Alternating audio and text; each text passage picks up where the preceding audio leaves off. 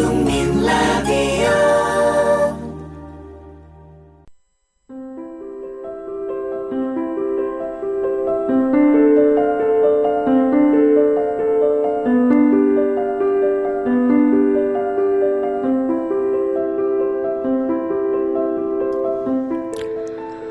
문장이 경제에 이르면 별다른 기바람이 있는 것이 아니라 다만 적절할 뿐이고, 인품이 경제에 이르면 별다른 특이함이 있는 것이 아니라 다만 자연스러울 뿐이다.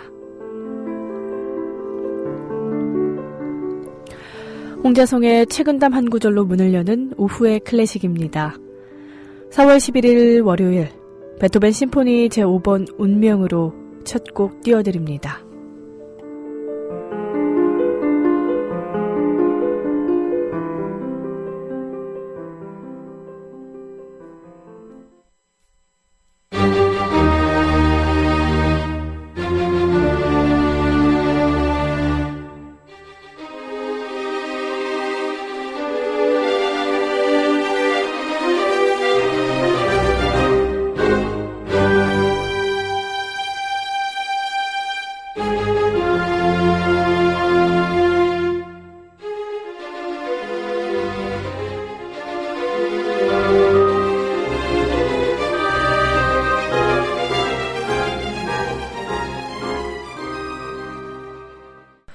여러분 안녕하세요. 오후의 클래식 김일아입니다.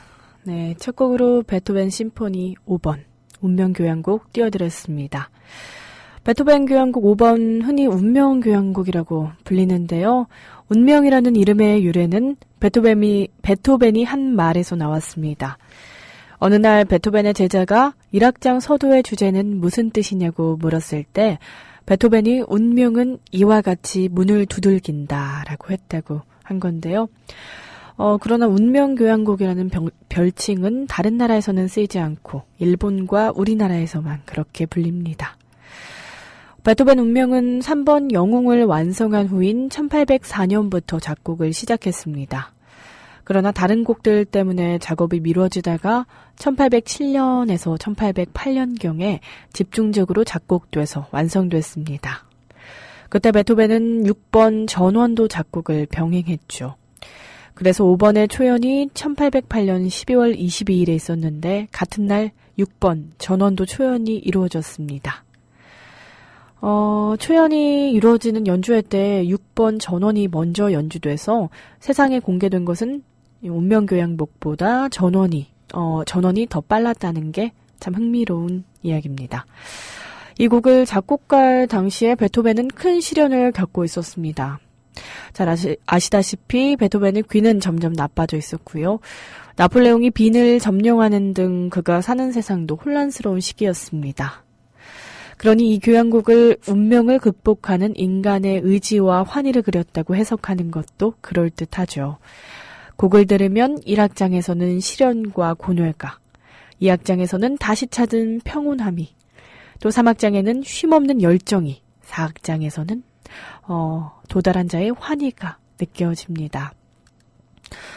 운명교향곡은 초연이 되고 얼마 지나지 않아서 큰 인기를 얻게 됐고요. 결국 클래식을 상징하는 곡의 지위를 당당히 차지했죠.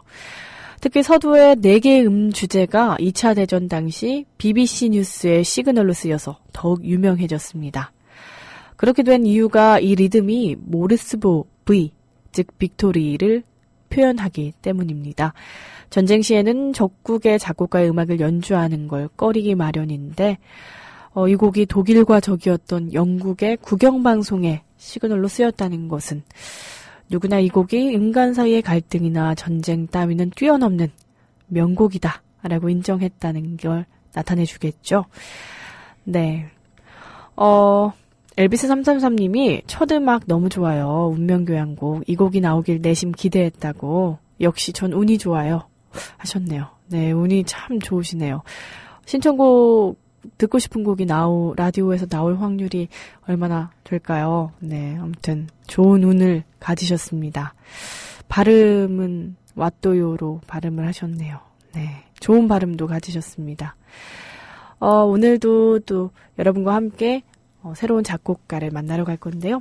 네, 그 작곡가 소개해드리죠.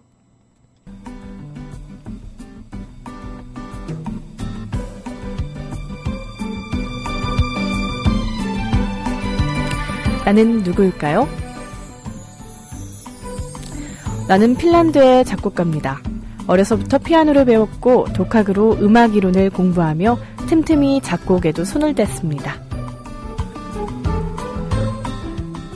나는 20살 때 헬싱키 대학 법학과와 헬싱키 음악원에 동시에 입학해 법률 공부와 음악 공부를 병행했습니다.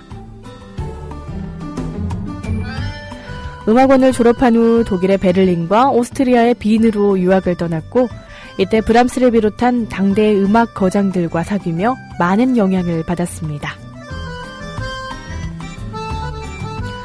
귀국 후에는 핀란드 민족의 대서사시 칼레발라에 의한 교향시 쿨레르보를 발표해 크게 성공을 거뒀습니다. 그 후 포율라의 아가씨들, 핀란디아 등과 같은 핀란드 민족의 고유 정서와 애국심을 고취시키는 곡을 발표해 이름을 떨쳤습니다. 나는 평생 동안 핀란드 국민의 사랑을 한 몸에 받으며 살았습니다. 60살 생일에는 대통령 훈장과 국민들이 보내준 축하 성금을 받았고요. 나의 생일 때마다 국가공인 축제가 열리는 등 명실상부한 핀란드 국민음악의 아버지로 영예를 누렸습니다. 나의 대표작으로는 교향시 핀란디아, 투오넬라의 백조, 바이올린 협주곡 등이 있습니다.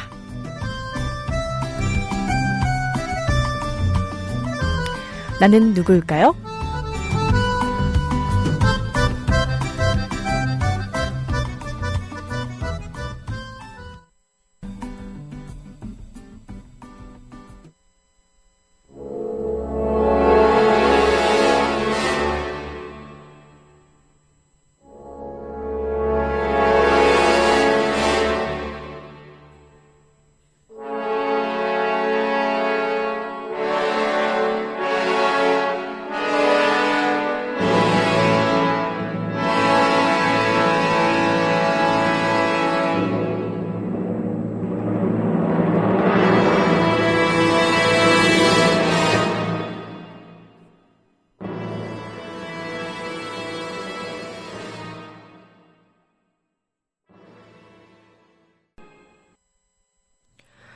네, 얀 시벨리우스의 핀란디아 감상하셨습니다. 슬픈 왈츠를 제외한다면 핀란디아는 시벨리우스의 가장 유명한 작품입니다. 그렇게 시벨리우스는 평생 동안 이 작품을 미워하면서도 동시에 사랑할 수밖에 없었습니다. 19세기가 끝나갈 무렵 그의 조국 핀란드의 자치권과 언어의 자유는 니콜라이 2세가 다스리는 러시아에 의해 심한 억압을 받았습니다. 그런 상황에서 시벨리우스는 정치색을 교묘하게 숨긴 작품을 계속 발표했습니다.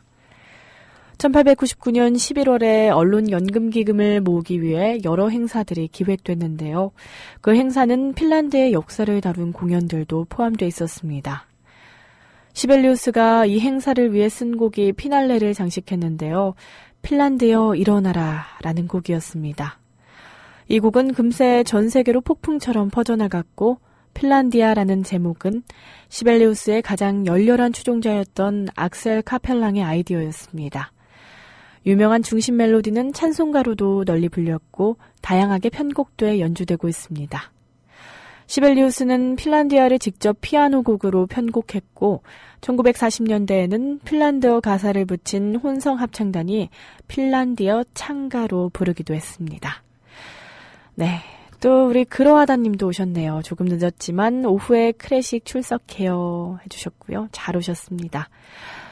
그리고 또 우리 로니님 오셨어요. 휴일 밖에 나왔더니 벚꽃, 개나리, 진달래 축제를 하고 있네요. 눈의 호강과 맛난 음식, 사랑하는 이와 함께 행복한 시간 보내고 있어요 하셨어요. 와, 이런 날씨에 아름다운 꽃과 맛있는 음식 그리고 절대 빼놓을 수 없는 사랑하는 사람. 와, 정말 부러운데요, 로니님. 네. 옆에 계시면 손을 꼭 잡아주시고, 뽀뽀도 해주시고, 네. 오늘을, 휴일을 만끽하시기 바랍니다. 네, 오늘 오후의 클래식에서는요, 얀 시벨리우스의 대표적인 작품 4개의 전설과 포욜라의 아가씨들을 감상하겠습니다. 여러분, 핀란드라는 나라 아시나요? 자일리톨, 껌? 뭐 이런 걸로도 많이 유명했죠. 유럽의 북쪽에 위치한 핀란드는 여름이면 밤에도 해가 지지 않는 백야와 신비한 빛깔의 오로라를 볼 수 있는 나라로 유명한데요. 아름다운 자연의 나라이기 때문에 핀란드에서는 예로부터 수많은 신화와 전설이 구전되고 있습니다.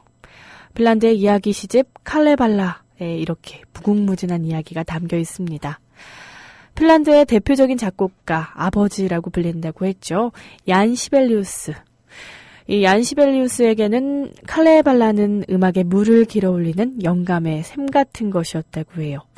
그래서 투오넬라의 백조를 비롯한 시벨리우스의 수많은 걸작들이 바로 이 칼레발라를 바탕으로 탄생됐기 때문이죠. 칼레발라를 토대로 작곡한 시벨리우스의 작품 가운데 가장 널리 알려진 것은 1896년에 작곡한 4개의 전설입니다. 여기에는 모두 4곡이 들어있는데요. 오늘은 제2곡 듀오델라의 백조를 감상하시겠습니다. 제1곡 레민케이넨과 소녀들은 칼레발라 제11장에 나오는 내용을 토대로 하고 있습니다. 칼레발라의 후미진 곳 카우코미에니에서 어머니와 함께 살고 있던 레민케이넨은 핀란드만 동쪽에 있는 사리 섬에 살고 있는 클리키라는 아가씨를 신부로 맞으려고 합니다.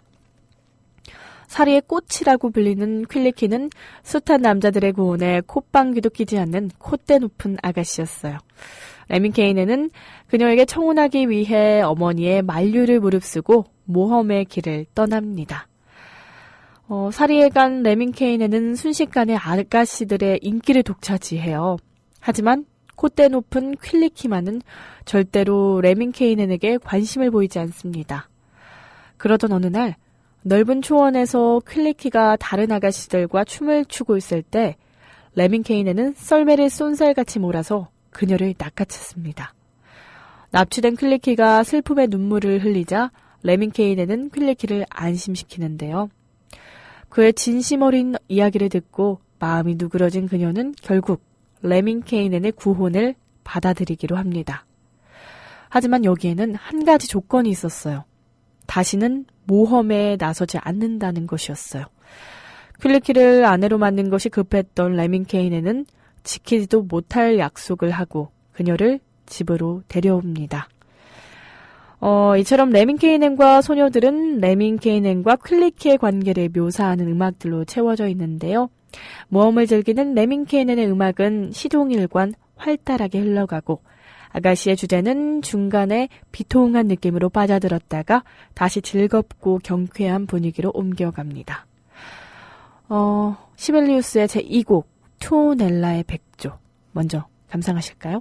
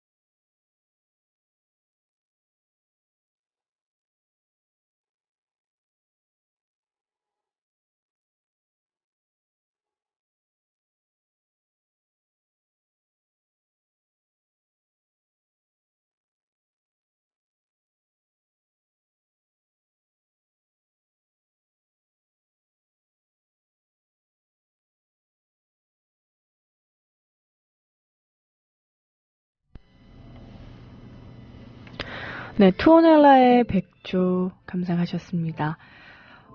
레밍케인의 아내가 된 퀼레키는 본래 춤추는 것을 아주 좋아하는 여자였어요. 그녀는 다시는 춤추지 않겠다는 약속을 어기고 마을 아가씨들과 또 함께 춤을 춥니다. 이것을 보고 화가 난 레밍케인은 퀼레키를 버리고 또 다른 신부를 구하기 위해 북쪽 나라 포욜라로 떠납니다. 레밍케인은 포욜라에 도착해 한 노파에게 딸을 달라고 합니다. 그러자 노파는 3개의 과제를 내는데요. 아름다운 히시숲에 사는 큰 사슴을 사로잡는 것, 그곳에 사는 수말에게 고삐를 채우는 것, 마지막으로 투오넬라 강의 잿빛 백조를 잡아오라는 것이었습니다. 앞에 2 과제를 성공한 레밍케인은 마지막 과제를 완수하기 위해 투오넬라 강으로 갔습니다. 투오넬라 강은 저승으로 향하는 황천길의 경계를 이루는 강으로 여기에는 잿빛 백조가 살고 있었습니다. 투오넬라의 백조는 구체적인 이야기를 하는 대신 전체적인 분위기를 그린 음악입니다. 이 곡에서 시벨리우스는 잠시 이야기를 멈추고 잿빛 백조의 신비한 자태를 그리는데 열중합니다. 느리게 움직이는 현악기의 신비한 화음은 죽음의 강을 암시하고 잉글리시 호르는 그 위에 떠있는 잿빛 백조의 자태를 보여줍니다. 알 수 없는 불길함 속에 신비로운 아름다움을 감추고 있는 인상적인 곡입니다. 이제 제3곡 투오넬라의 레밍케인을 보시겠습니다. 투오넬라로 간 레밍케인이 포욜라의 아가씨를 얻기 위한 마지막 과제, 즉 단 한 발의 화살로 잿빛 백조를 쏘아 맞추는 장면을 노래합니다. 하지만 여기에는 그보다 먼저 와서 그를 기다리고 있는 적이 있습니다. 바로 맹인 소몰이꾼 젖은 모자인데요. 레밍케인에게 모욕을 당한 적이 있는 젖은 모자는 원한을 품고 투오넬라 강에서 그를 기다리고 있다가 레밍케인이 강가에 도착하자 물뱀을 들고 그의 심장을 향해 달려듭니다. 물뱀에 물린 레밍케인은 그 자리에서 죽었고 그의 몸은 황천국인 투오넬라 강 밑바닥으로 옮겨졌습니다. 제4곡 레밍케인의 귀향은 아들이 투오넬라 강의 잿빛 백조를 잡기 위해 떠났다는 말을 들은 레밍케인의 어머니가 아들을 찾아 나서는 장면인데요. 투오넬라 강으로 가는 도중에 그녀는 태양에게서 아들이 죽었고 그 시체가 죽은 자들이 가는 곳인 투오넬라 강바닥인 마나리로 옮겨졌다는 말을 듣습니다. 이 말을 들은 어머니는 큰 쇠갈퀴를 가지고 투오넬라 강에 들어가 쇠갈퀴를 휘저어 아들의 시신을 꺼냅니다. 그런 다음 꿀벌에게 부탁해 창조주의 저장고에서 구약을 구해 아들의 몸에 발랐습니다. 그러자 아들이 살아났습니다. 그렇게 레밍케인은 다시 생명을 얻었지만 여전히 정신을 못 차립니다. 그렇게 당하고도 포욜라에서 신부감을 구하겠다는 생각을 버리지 못하고 있습니다. 다행히 어머니의 간절한 설득으로 헛된 생각을 버리고 집으로 돌아오게 되는데요.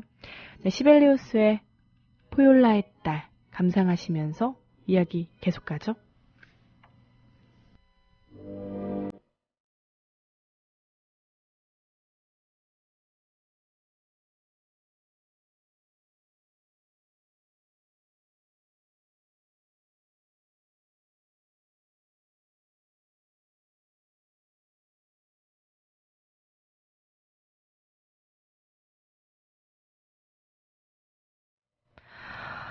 포욜라는 나라 이름으로 북쪽을 뜻하는 핀란드 말인 포호야에서 나왔습니다.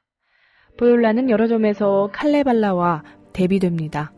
칼레발라는 신의 나라지만 포욜라는 악의 나라고 추위와 병의 근원지이기도 합니다. 하지만 이곳에 아름다운 아가씨들이 살고 있기 때문에 칼레발라 남자들은 포욜라에 가서 신부감을 데려오려고 합니다. 레밍케인과 마찬가지로 음유시인 와이나모이넨도 포욜라에 가서 신부감을 구하려고 했습니다. 포욜라로 간 그는 하늘에 걸린 무지개에 걸터 앉아 황금빛 옷감을 짜고 있는 아가씨를 발견했습니다.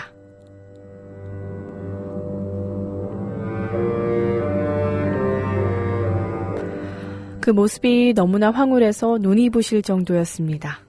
와이나모이네는 아가씨에게 청혼했습니다. 그러자 아가씨가 조건을 내걸었습니다.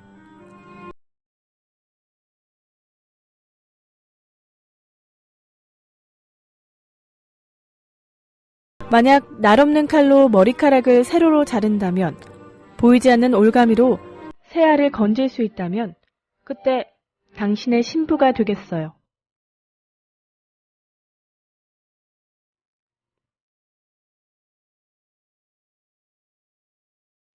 기술이 남다른 와이나모이네는 날이 없는 칼로 머리카락을 세로로 정확하게 자르고 보이지 않는 올가미로 새알을 건져 올렸습니다. 그러자 아가씨는 새로운 조건을 내걸었습니다.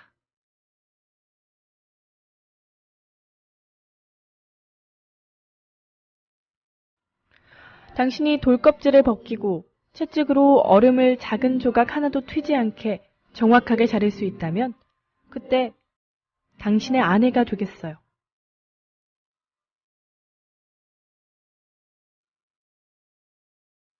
마법을 잘 부리는 와이나모이네는 돌껍질을 벗기고 채찍으로 얼음을 정확하게 잘랐습니다. 하지만 이것이 마지막이 아니었습니다. 아가씨는 세 번째 조건을 제시했습니다.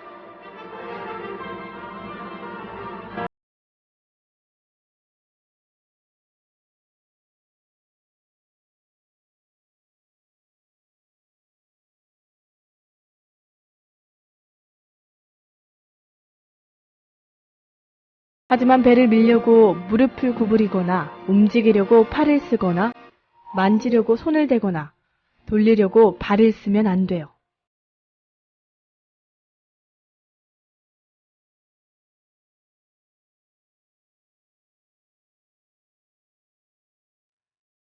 그는 근처의 산으로 가서 쇳조각을 모아 망치를 만들었습니다. 그러고는 서둘러 배를 짓기 시작했습니다.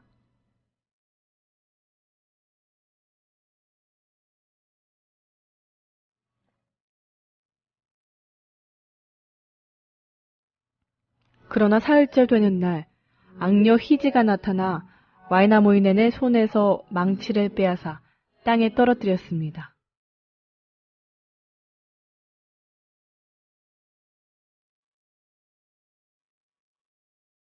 망치가 바위 위로 떨어지면서 돌조각이 튀어 와이나모이넨의 무릎에 파고들었습니다. 그의 무릎에서 나온 피가 강을 이루며 강물은 진한 붉은색으로 물들었습니다.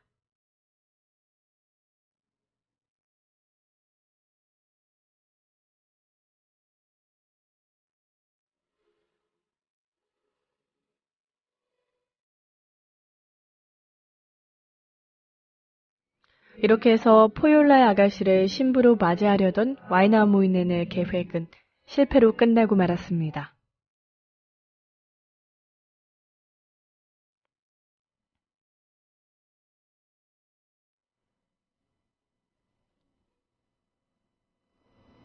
시벨리우스는 이 이야기를 바탕으로 포욜라의 아가씨들이라는 교향시를 작곡했습니다.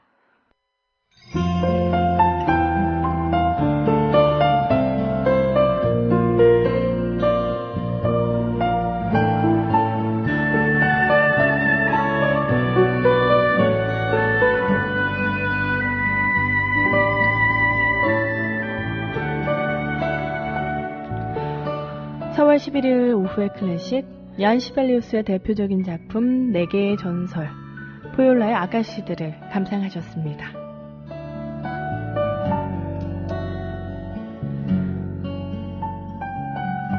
네, 또 상해임시정부 엔제트 지부장님 오셨어요. 잘 듣고 있습니다. 운명을 시작으로 핀란디아에 이어 쭉 가셨어요. 네, 오늘 조금 어려운 곡이기도 했지만 그 내용이 참 재미있었어요. 네. 또 우리 광주 어울공방님도 오셨어요. 4월 16일 토요일 우리 세월호 특별 생방송 홍보해 주셨네요. 주최는 미디어 협동조합이고요. 주관은 광주 전남 국민TV 조합원 분들입니다. 4월 16일 12시부터 오후 4시까지 방송이 이어질 예정이고요. 출연진은 이강윤 앵커님, 임대용 프로듀서, 김일아 아나운서, 저죠. 네, 이렇게 세 분입니다. 또 세월호 시민상주님, 미수습자 유가족분들도 함께합니다. 광주에서 팽목항까지 이동할 관광버스를 3대 준비 중이고요. 이동에 조금이나마 도움을 주고자 준비했습니다. 출발은 광주시청에서 9시에 또 송정리역에서 9시 30분경에 할 예정이고요. 팽목항 도착 시간은 12시입니다. 혹시 타 지역에서 참가하시는 조합원 및 비조합원님들은 광주 지역 대표 황인호 씨 010-8709-7075로 연락 부탁드립니다. 회비는 15,000원입니다.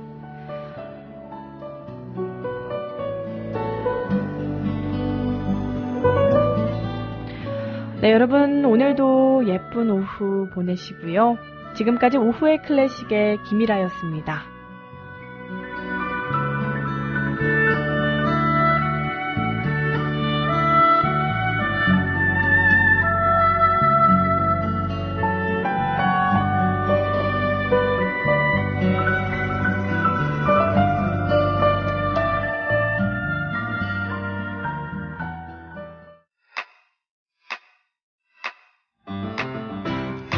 국민 라디오 지지하는 4가지 방법 아시나요? 다운로드하기, 별점 주기, 댓글 달기, 구독하기. 국민 라디오를 보다 많은 이들에게 전할 수 있는 가장 손쉬운 방법. 다운로드하기, 별점 주기, 댓글 달기, 구독하기. 잊지 마세요. 다운로드하기, 별점 주기, 댓글 달기, 구독하기.